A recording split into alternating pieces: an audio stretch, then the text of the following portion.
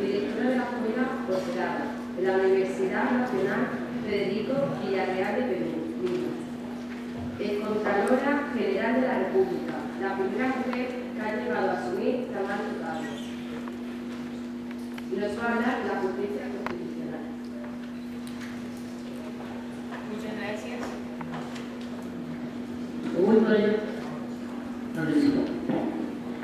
En primer lugar, permítanme un segundo agradecer la inmensa hospitalidad, el afecto que hemos recibido de ustedes, tanto de los estudiantes como de los señores docentes de esta importante universidad y sus autoridades.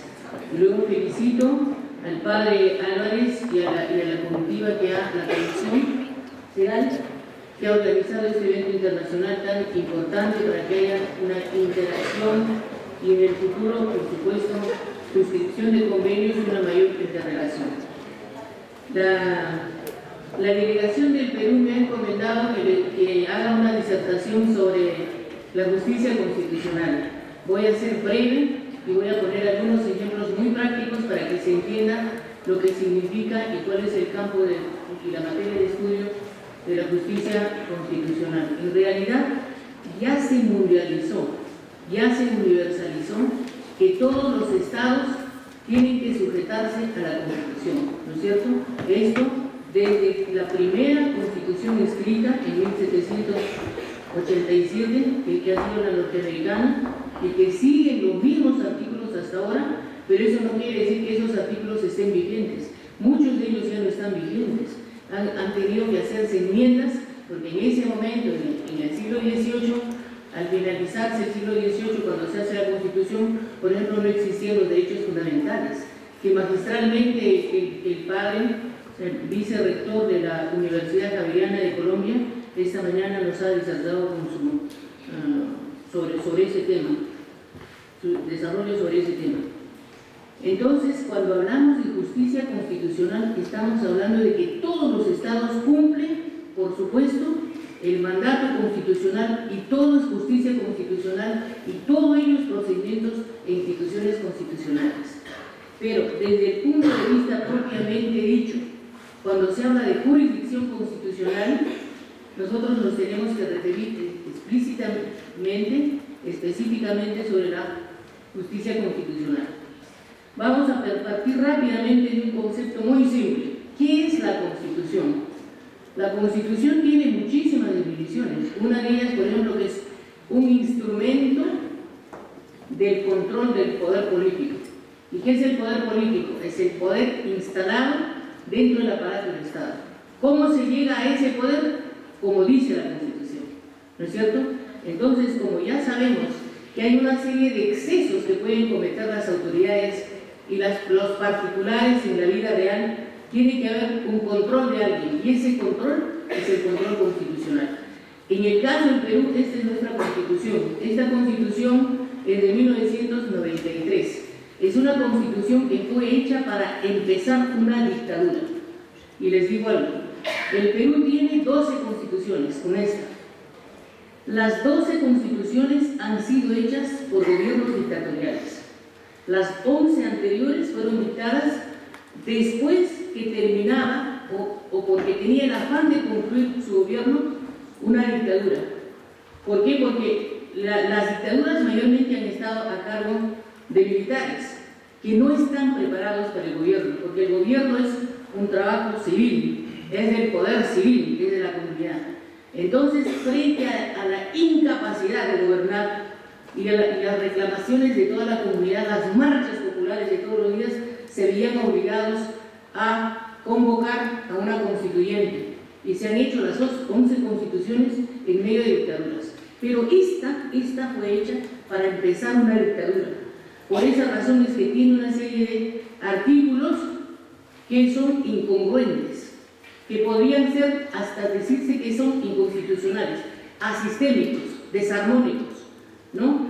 Pero ¿por qué no se puede rápidamente reformar esos artículos? En parte se ha reformado ya, pero es sumamente difícil reformar esta Constitución de la dictadura, porque le ha puesto unos candados muy poderosos, fuertes. Por ejemplo, para que se haga una reforma se necesita de los 130 congresistas congresistas que hay ahora, porque el Perú, siendo un país tan importante, con una inmensa riqueza natural, con una gran población, históricamente siempre ha tenido dos cámaras, ha sido bicameral, la Cámara de Diputados y la Cámara de Senadores. Cuando se produjo el autogolpe de Estado por el gobierno de turno de ese entonces, en 1992, el Perú tenía 180 diputados y 60 senadores, y habían 18 millones de habitantes. Ahora hay una sola Cámara, que se llama el Congreso de la República, para 30 millones de habitantes, y solo tiene 120 congresistas y 10 más que se han aumentado recién para este periodo, de hace 2 años. Entonces, vivimos esa situación. Cuando se quiere reformar un artículo de esta Constitución, se requiere de los 130, 87 votos conformes. Si no se llega a ese número de votos de los congresistas, es imposible reformar esta Constitución. Les voy a decir rápidamente por qué sería importante varios artículos reformar. Pero vamos a volver al tema de qué es la justicia constitucional. Como este documento es de control del poder y es un proyecto de vida que contiene lineamientos políticos, hechas normas, porque esa es una constitución, es un proyecto de vida de una nación, de una comunidad que se llama Estado. Y la Constitución crea el Estado. Ustedes dirán, si el Perú tuvo 12 constituciones, 12 veces ha sido creado. Claro, 12 veces. Se crea, se recrea y se recrea. Porque hay una serie de nuevas instituciones que aparecen y otras que se eliminan. Porque también el derecho es dinámico y tiene que estar de acuerdo con la evolución de la ciencia, la tecnología y también con las formas de vida, de nueva vida de las gentes y la inmensa interrelación y la globalización que hay ahora, que requiere que la dinámica del derecho también esté acorde con todo, por ejemplo, todos los TLC, las integraciones de las regiones, etc. Lo que hoy mismo hemos hablado sobre la prohibición de la dualidad, de la doble tributación en los tratados de libre comercio, en las integraciones de regiones. Ahora mismo, por ejemplo, la Unión Europea tiene inmensos problemas de cuál al fin va a persistir, la Constitución de la Unión o la Constitución de la Nación, y en cuanto a su moneda, en igual forma. La justicia constitucional en el Perú se hace a través, son de dos modalidades. La Constitución es un control del poder, ¿no? Una ley de control del poder. Es el único documento, es la única ley que solo trata del poder. Esta es la ley que trata del poder público. Entonces, hay el control jurisdiccional y el control político. El control jurisdiccional que está en manos de los jueces y el control político en manos del Congreso de la República. El Congreso de la República tiene 4 potestades, eso es universal: legislar, fiscalizar, representar e intermediar ante el poder. Esa es la potestad del poder legislativo. Entonces, el control político se da a través del poder legislativo. Ese poder legislativo tiene la capacidad de fiscalizar todo, no solo la conducta de los altos funcionarios del Estado, sino todo. Por ejemplo, yo diría que fácilmente, si los gobiernos quisieran, podrían derrocar al narcotráfico. ¿Cuál es el insumo que siempre utilizan los que fabrican el clorhidrato de cocaína y la pasta básica de cocaína? Depende de los laboratorios. Hay productos que están prohibidos, productos que están sujetos a fiscalización. Hay un insumo que se utiliza para la fabricación de la pasta básica de cocaína, el clorhidrato, y otros insumos que lo fabrican los laboratorios. Porque si vía importación también puede comprar una nación miles de toneladas de ese producto. Entonces, si eso se fiscaliza, ¿quiénes son los consumidores? Porque puede que una industria, por razón de su trabajo, sea compatible que utilice ese insumo.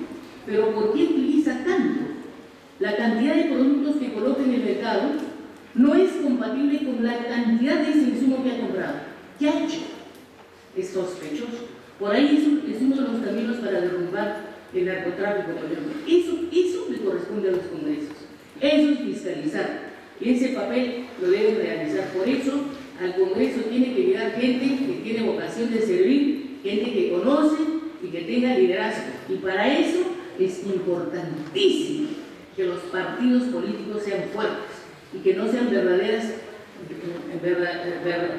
dictaduras que no permiten que haya un plantel de dirigentes y que permanentemente se vayan conociendo la comunidad quiénes van a ser sus futuros gobernantes, porque los futuros gobernantes surgen de los partidos políticos y toda la nación debe conocer por partidos quiénes son, ¿no es cierto?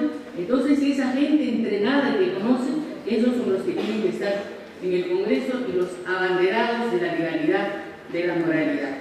Ese es el control político que incluye esos aspectos, además de la conducta de los altos funcionarios del Estado.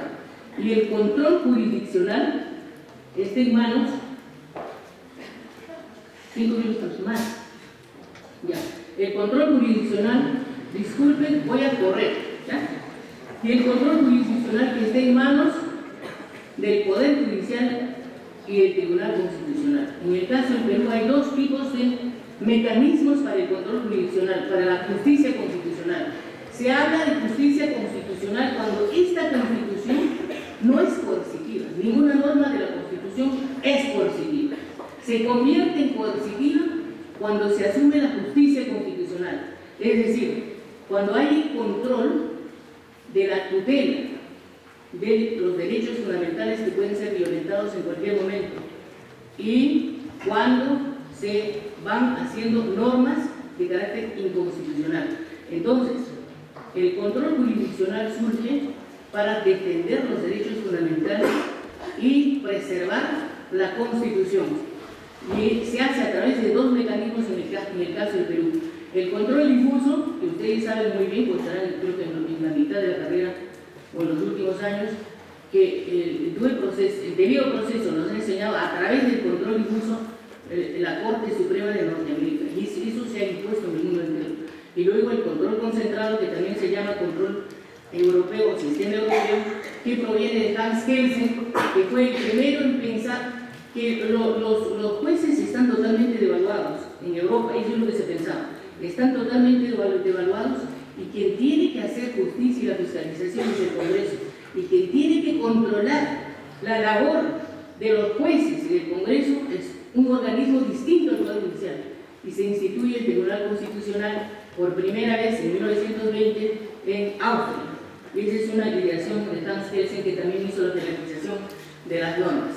Entonces, el control europeo o control concentrado, que solo está en manos del Tribunal Constitucional, también se ha extendido por el mundo entero. Y tenemos nosotros, en el caso del Perú, a partir de la Constitución de 1979, que fue derrocado por la dictadura en el año 1992, que es la que ha dado origen a esta Constitución de 1993, instituyó el Tribunal Constitucional. Antes, un año después que se dio la Constitución de España, que ha sido en 1978, la Constitución de España creó el Tribunal Constitucional. Nosotros también lo creamos en la Constitución del 79, se llamaba Tribunal de Garantías Constitucionales.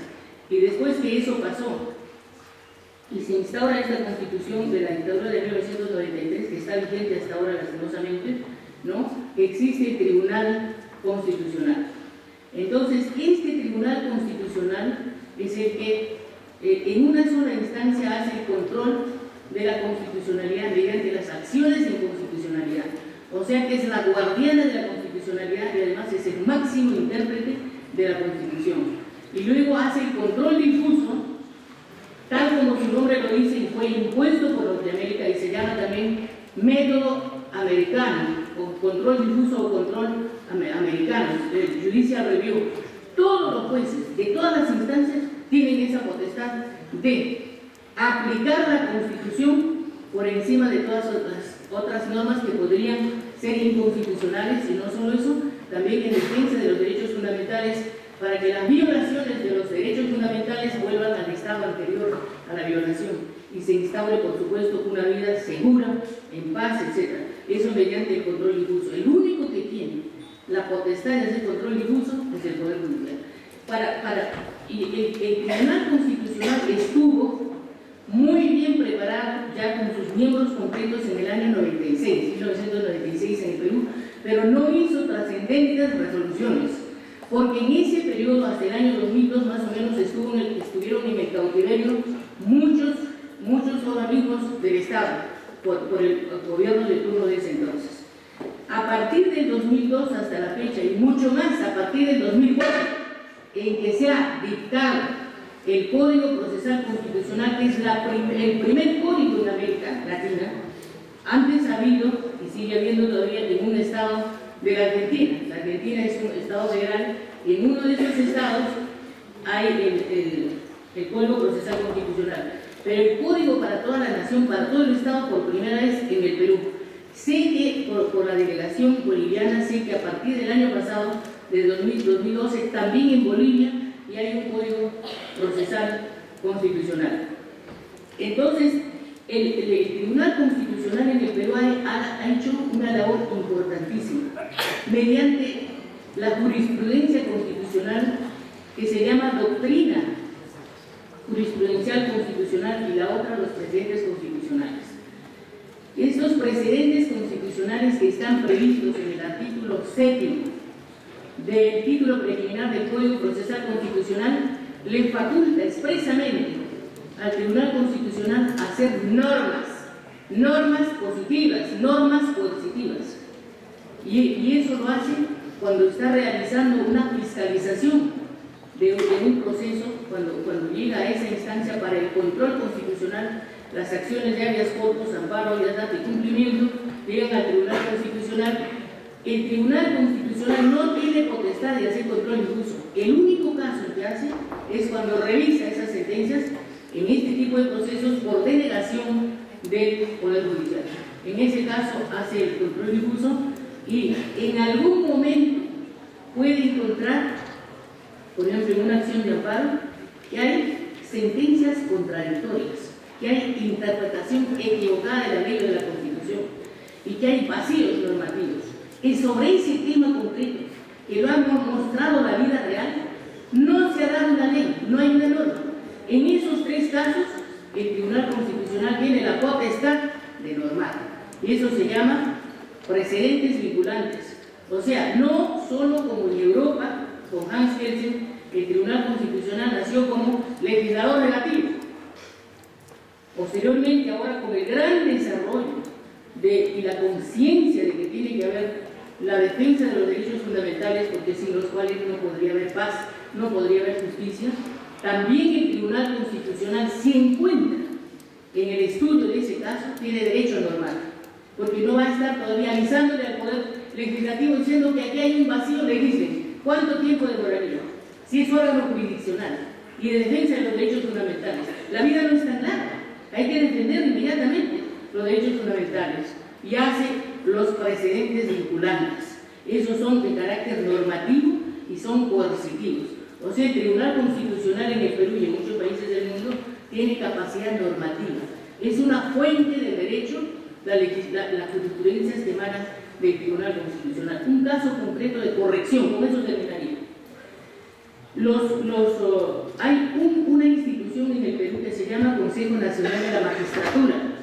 Este consejo tiene el derecho de nombrar y de destituir a todos los jueces y fiscales de toda la República, pero también tiene el derecho de cada 7 años ratificar. Aquí creo que no hay ratificación. En los Estados Unidos no hay ratificación. Los jueces son nombrados vitaliciamente, de por vida. Solo la mala conducta los puede separar. En el caso del Perú, todos sus nombramientos son 7 años. En eso, al término de los 7 años, tiene que ratificarse. Entonces, ¿qué dice? ¿Qué tipo de jurisprudencia hacía en ese tema el tribunal cuando recién empezaba a trabajar? Decía, no se le ratifica a tal magistrado porque este consejo ha perdido confianza en él. Así, ¿no? Confianza es sumamente subjetivo, y esa es una resolución. Y ellos dicen, no, es que no ratificar no es sanción. Sí es sanción, porque la Constitución en el artículo 154 dice que el magistrado, el fiscal o juez no ratificado jamás podrá ser juez ni fiscal. O sea que es una sanción. Ellos dicen, no hay necesidad de explicar. La Corte Interamericana de Justicia ha corregido eso, le ha dicho, no. En todos los casos las resoluciones tienen que ser motivadas. Cualquier gente que no sea de derecho, neófito en todo, en el campo de derecho, debe leer al leer una sentencia, debe saber que ese razonamiento vale para que haya habido ese fallo. Entonces, esa situación es obligatoria. Todas las sentencias deben ser motivadas. Y mucha gente que fue castigada, cientos de jueces diciendo, este consejo, nosotros somos el consejo, este consejo ha perdido la confianza en todos ustedes y los botan del cargo. Entonces eso ha sido corregido con jurisprudencia que es precedente, vinculante ahora, obligatorio, que tiene que motivarse de todas maneras para que alguien sea destituido, tiene que decirse las razones y tiene que haber un proceso previo. Y uno de los aspectos que a mí me ha interesado muchísimo en este tema de la influencia del Tribunal Constitucional en el Perú es que ha mejorado enormemente el debido proceso. O sea que el debido proceso es algo tan fundamental para que haya la igualdad, el equilibrio, la equidad. Entonces ha impuesto la Constitución esta de la dictadura, que es esta, solo prevé que puede haber el debido proceso para que no haya dos sentencias en casos idénticos a personas idénticas, ¿no es cierto? Eso, y luego que la defensa de los derechos fundamentales se hace a través de esas acciones que son las garantías que estoy mencionando. Solo eso, ahora ampliado totalmente el Tribunal Constitucional y el debido proceso, por ejemplo, es este: prohibición de la arbitrariedad. No puede haber una sentencia que se le ocurra a los jueces de tal o cual argumento. Tiene que ser con la total sensatez, con la total equilibrio en todos los conceptos, y que ésta se pruebe con la documentación que existe y que muy bien ha enfocado la doctora de cuáles son las pruebas que valen en un poder judicial, en un proceso. Después, el principio del non bis in idem, el principio de la razonabilidad. El principio de la razonabilidad, que todos los seres humanos, como tenemos razón, tenemos que entender que es así. Profesora, si están amables de concluir que su compañero... Ahorita termino. La ley laboral...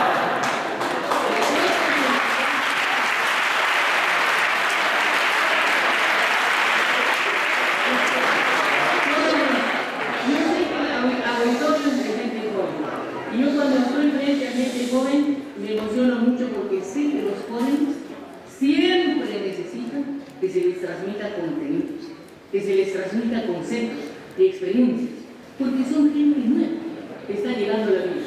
Y por eso lo hago. Y voy a terminar rápidamente. Principio, razonabilidad, legalidad, respeto a la conciencia. Alguien, yo creo en un Dios tal, tienes que respetar.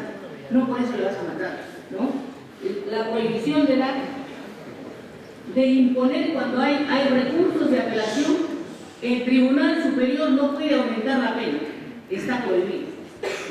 El jura non injuria, el juez sabe el derecho, la elección libre del abogado, no se le puede imponer este va a ser tu abogado, libremente tiene que elegir la persona. Luego la tipicidad, la razonabilidad y la razonabilidad y otros principios más que han sido incorporados como debido proceso para que haya más justicia, más equidad, mayor razonabilidad en las sentencias. Y eso es lo más importante.